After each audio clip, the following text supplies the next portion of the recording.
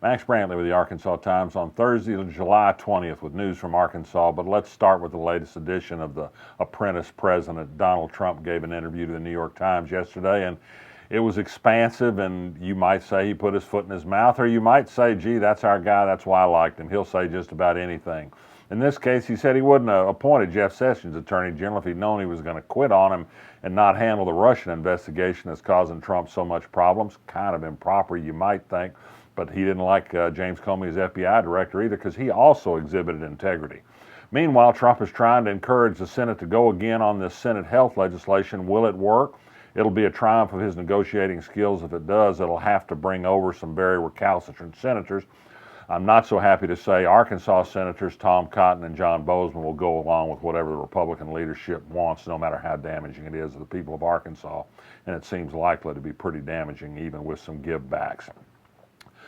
The Russian investigation of Trump continues to broaden. It looks like the special prosecutor and the special investigator, at least I should say, are going to look into his family finances, something that Trump has seemed to have threatened to fire Comey if he does such a thing. It sounds to me like a criminal saying, gee, police, don't look in that shed. Whatever you do, don't look in there. So there's more to watch. The Russian investigation brought in an Arkansan this week. French Hill, the U.S. representative Republican from Little Rock, turns out Politico reports was introduced by an aide, Dana Rohrabacher, in Russia a year or so ago. A couple of the key people who were in on that big secret meeting with the Trump family up at Trump Tower. He was apparently offered the same deal that's supposedly going around, which is if he'd go against these sanctions for Russia, then they'd reinstitute the ability for Americans to adopt Russian children. No word if French Hill went along with that. He hasn't yet responded to our request for answers about what transpired and what he said and what he thinks about Russian sanctions and Donald Trump these days, a year later. Back to Arkansas now. A kind word of good wishes for Frank Broyles, the 92-year-old former Razorback coach and athletic director. He suffered a stroke. He's said to be recovering at home. His family says he's in good spirits. Let's hope he is. An interesting wrinkle in the news from Faulkner County. The quorum court there asked the prosecutor to investigate, not in a criminal matter, but a civil matter, complaints of sexual harassment by a female supervisor of male employees in the Office of Emergency Management. She hasn't commented. Her fault seems to be talking about inappropriate sexual topics with men, generally the shoes on the other foot. The men seem to complain also she takes off too much time from work to get her nails done. We will see where that goes. It's very unusual to have a prosecutor handle this rather than the own county attorney, who seems to have passed the ball off on this one. Scott Pruitt, the EPA administrator, was in Arkansas today. This wasn't a publicly announced meeting. All the Republican elected officials were there, and also a lot of old white men from the farming, ranching, and poultry growing industry, and they heard Pruitt talk about what a great job he's doing at doing away with regulations that regulate clean air and clean water. And Leslie Rutledge was there to give him an attaboy and then issue a news release later about all the regulations she's fighting that provide cleaner air and water. This is considered a good thing. In some parts of the world, these guys drink the water and breathe the same air, but apparently they're willing to endure a little more dirt than some of the rest of us are. But this was promised, and they're delivering. A little word from Arizona of interest, Arkansas angle.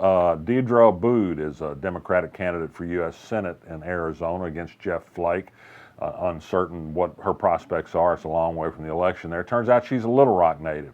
She became a Muslim when she married and moved to Arizona 19 years ago, and she's endured incredible abuse by people of Arizona because she's a Muslim. Incredible things written on her Facebook page. So bad, in fact, that Jeff Flake, the Republican that she's facing potentially in the Senate race, has written a Twitter post saying there are good people out there, stick with it. I'm sorry you've had to go through this. Another former Arkansan, a Little Rock native making news, is John Bush, a Louisville lawyer. It looks like he'll be confirmed as a U.S. Circuit Court of Appeals judge in a straight party line vote by about a 2-vote margin in the U.S. Senate today. He may be qualified legally, but he's thoroughly unqualified to be a judge. He's homophobic. He's anti-women's rights. He's a birther. He said some homophobic things. He's claimed to be unversed on the Brown versus Board of Education ruling, which brought such immense events to Little Rock's doorstep before he was born. It's true, you'd expect he'd have heard of one of the most famous cases in U.S. jurisprudence history. But he may be a judge for us. It's a sad day. Maybe he won't claim Little Rock anymore. We could hope. I said yesterday that Mike Maggio, the former circuit judge in Conway, went to prison. I want to call your attention to something that I posted after that and go back to the Arkansas blog and take a look. A remarkable 13-minute interview that Mike Maggio gave a reporter for KARK Fox 16. And he really showed no remorse about it. He was asked if he'd do anything differently. He said, "I wouldn't plead guilty, that's for sure."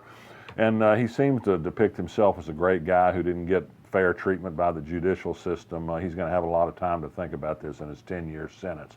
Interesting story in the Arkansas Democrat-Gazette this morning by their City Hall reporter about steps being taken, seem to be orchestrated by Mayor Mark Stodola, to get a part-time city job for Brad Kazort, a lawyer, to handle some real estate matters for the city. The Little Rock City Board has always been an old boys club, favors done to former board members like Brad Kazort. Jim Daly does some real estate business with the city after his time there. People get appointed to commissions. It's a very clubby place. The one interesting thing is that Brad Kazort is a full-time state employee as well. I guess he'll do the part-time city work if he is hired after business hours. A little hard to go to the courthouse after 5 o'clock, but he can probably work that out. The Pulaski County Sheriff's Office announced yesterday that it had closed its investigation of the fire that destroyed Cottom's Mercantile, the historic hamburger joint out at Scott. They couldn't find a cause. They couldn't find evidence of arson. We're just going to have to put it down to a mystery. Just about everybody is sure overabundance of grease available there helped fuel the fire, and we probably don't have to argue about that. Funny thing, we've got a new Yankee reporter here at the Arkansas Times who said, "It's really hot here." And I said, "Man, you haven't seen hot. You should have been here in 1980. But it is hot, and the city of Little Rock has announced the opening of some cooling centers for heat indexes in the hundreds. So keep it cool out there if you can. Stay hydrated. And whatever you do, resist. I'm Max Brantley. I'll be back tomorrow.